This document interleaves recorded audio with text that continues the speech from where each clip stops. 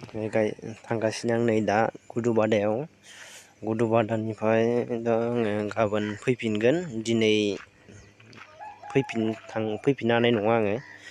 दा आं थांगासिनो लोगोफोर गुदुबादायाव थांगासिनो आङो। सासे मालिकआ लेंहरदो माबा न'खरनि खामानि मावनो होननानै। दा आरो माला फैफिननाय जायो सानसेनि थाखाय डेट होदोंमोन आंनो। गाबोन मा जायो नायफिनसै। दा थांगासिनो माने आङो। दा मा जायो मिथिया आरो। बहुद मानसि दं, आं हारसिं ओंखारलांदो। गस्ला नोंथांमोना नायलांबाय थादो आं मादि थाङो। लेट्स ग' नायलांबाय थादो। नै दा जोङो बेसेबां मोजां सिनारि मोजां नुलांगासिनो दं। जायगाफोरा बिराद मोजां। दा जों नायलांगासिनो माने नोंथांमोननो देखायलांनो नाजालांगासिनो आङो। दा जायगाफोरा जेरै माइफोर गायनाय दं, माइ गोरलैबो दं गायजेननाय आरो माइबा ओंखारनायबो दं। बेखायनो एसे एनै देखायनो होननानै आं माबालांदो। आं दा बासआव दं, बासनिफ्राय दा भिडिअ खालामनानै देखायलांदो आरो नोंथांमोन नायलांबाय था। आन्ध्राया माबायदि? आसामावथ' बहुद मानसिफोरानो आन्ध्राखौ नुवाखै होनना बुङो। आन्ध्राखौ नुवाबाबो जों भिडिअ'आवनो देखायलांबाय थागोन आन्ध्राया माबायदि, सिनारिफोरा माबायदि नोंथांमोन नाजालांबाय थासिनो।